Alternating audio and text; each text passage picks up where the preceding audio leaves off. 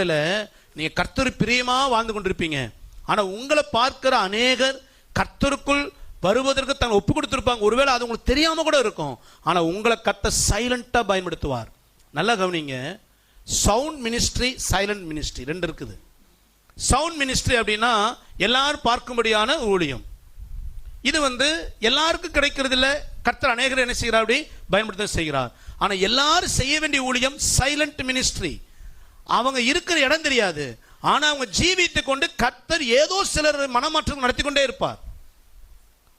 நீங்க வேலை செய்ய இடத்துல உங்க நடக்கையை பார்த்து ஒரு சிலர் தவறு திருத்தி கொண்டிருப்பார்கள், உங்களுக்கு தெரியாது. ஆனா உங்களை கொண்டு கர்த்தர் ஏதோ அவங்க செய்து கொண்டே இருப்பார். அதுக்கு தான் உங்களுக்கு கர்த்தர் வைத்து இருக்கிறார். நம்மளை கொண்டு அப்படி கர்த்தர் செய்ய முடியுதா? கொஞ்சம் யோசித்து பாருங்க. உங்க நடக்கையை பார்த்து, உங்க பேச்சை பார்த்து, உங்க சுவாபத்தை பார்த்து, உங்க உத்தம குணத்தை பார்த்து தவறு செய்கிற ஒரு மனிதன் ரட்சிக்கப்பட வாய்ப்பு அங்க இருக்கா?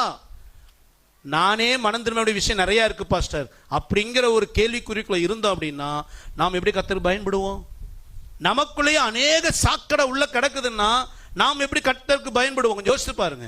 பக்கத்துல கையை பிடிங்க. உங்களுக்குள்ளேயே 1000 சாக்கடை இருக்குதுன்னா பக்கத்தில் இருக்கிற சாக்கடைய உங்களால சுத்தம் பண்ண முடியாது.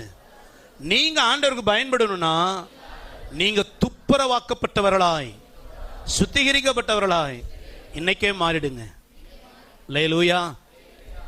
சத்தமா சொல்லுவோமா? ஒரு வார்த்தை வாசிங்களேன். யோவான் 14:12-24 வாசிங்க. யோவான் 12:24. மெய்யாகவே மெய்யாகவே நான் உங்களுக்கு சொல்லுகிறேன், கோதுமை மணியானது நிலத்தில் விழுந்து சாகாவிட்டால் தனித்திருக்கும், செத்ததே ஆகில். விவசாயி கோதுமையை என்ன செய்யறான்? விதைக்கிறாங்க. விதைக்கும் பொழுது ஒரு கோதுமை தான். அந்த ஒரு கோதுமை என்ன செய்யணுமா? மண்ணில விழுந்து என்ன ஆகணுமா? அப்படின்னா என்ன அர்த்தம்னா, கோதுமைக்குன்னு ஒரு அழகான உருவம் இருக்குது. கோதுமைக்குன்னு ஒரு சுய தோற்றம், சுய குணம் எல்லாமே இருக்கு. அந்த கோதுமை என்ன செய்யணுமா? தன்னை விவசாயியின் விருப்பத்துக்கு விட்டு கொடுக்கணும். விவசாயி என்ன எதிர்பார்க்கிறாரு? என் மூலம் ஒரு பெரிய அறுவடை வரணும். அப்படின்னா என்னுடைய சுய தோற்றம், என்னுடைய அழகான உருவம், என் விருப்பம் எல்லாத்தையும் மண்ணுக்குள்ள புதைச்சு விவசாயிக்கு ஒப்பு கொடுத்தேன் அப்படின்னா என் மூலம் ஒரு பெரிய அறுவடை என்ன செய்யும்? வரும். அந்த கோதுமை அதை செய்தா தான் அங்க ஒரு பெரிய அறுவடை என்ன செய்யும்? வரும். கோதுமை இல்ல இல்ல இது என்னுடைய விருப்பம், நான் இப்படிதான் இருப்பேன்னு இருந்தா அது தனித்து தான் இருக்குமா? நம்ம வாழ்க்கை ஆசீர்வதிக்கப்படணும்னா நம்ம விருப்பத்தை தூக்கி எறிஞ்சிட்டு, ஏசப்பா நான் உங்க விருப்பப்படி வாழ்றேன், உங்க விருப்பப்படி இனிமேல் நடப்பேன்னு ஒப்பு கொடுத்தீங்கன்னா உங்க வேலை ஆசீர்வதிக்கப்படும், உங்க எதிர்காலம் ஆசீர்வதிக்கப்படும், உங்க குடும்பம் ஆசீர்வதிக்கப்படும், உங்க பிள்ளைகள் ஆசீர்வதிக்கப்படுவார்கள். அறுவடை எங்க இருக்குதுன்னா நம்முடைய சுய சாகிறதுல தான் இருக்குது. நம்ம நிறைய நேரங்களில் என்ன செய்யறோம் தெரியுங்களா? நம்முடைய விருப்பத்தை கர்த்தர் நிறைவேற்றணும்னு விரும்புறோம். சில நேரங்களில் நம்ம பிள்ளைகளை குறித்து நமக்கு ஒரு விருப்பம் இருக்கும். ஆண்டவர்கிட்ட பிடிச்சு உழுக்கும், ஆண்டவரை என் பிள்ளை இப்படித்தான் நீ ஆசீர்வதிக்கணும். கர்த்தர் எப்படி ஆசீர்வதிக்கணும் அவர் தீர்மானிக்கட்டும். உங்க எதிர்காலம் எப்படி இருக்கணும் அவர் தீர்மானிக்கட்டும்.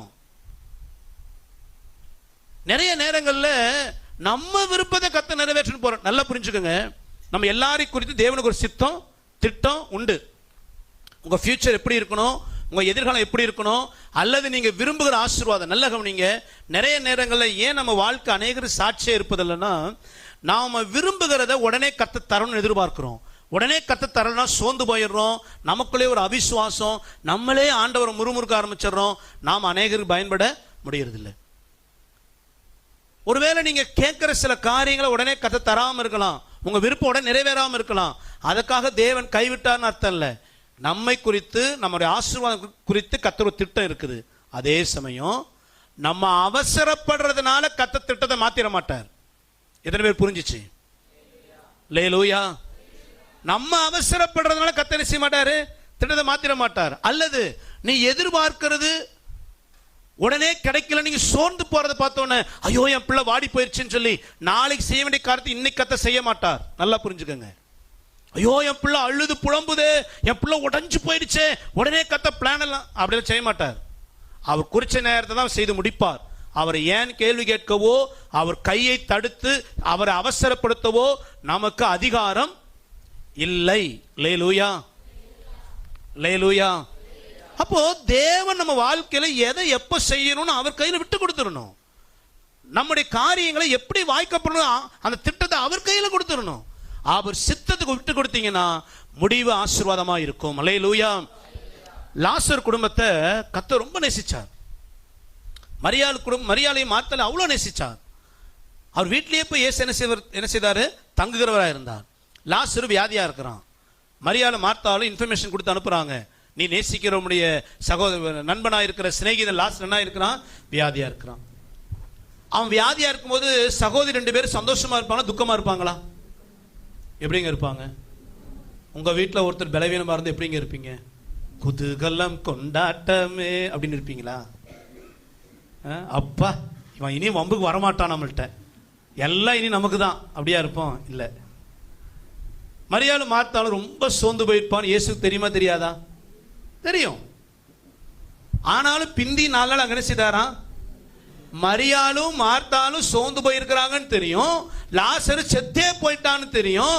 ஆனாலும் இயேசு அங்கேயே அவர் இருந்தார். ஏன்னா பிதாவின் திட்டம் என்னன்னா, செத்து 4 நாள் நாரி போன லாசரின் சரீரம் தான் என்ன ஆகணும்? உயிரோடு எழுப்பப்படணும். இதான் தேவ சித்தம். மரியாளும் மார்த்தாலும் சோர்ந்து போறாங்கன்னு கர்த்தர் திட்டத்தை மாற்றவில்லை. ரொம்ப நேசிக்கப்பட்ட லாசர் என்பதற்காக வியாதியா இருக்கும் போதே கர்த்தர் சுகப்படுத்தல. அதே சமயம் புரிந்து கொள்ளுங்க, கர்த்தர் அவர் நேரத்தில் செய்யும் பொழுது தான் நமக்கு ஆசீர்வாதம். அல்லேலூயா.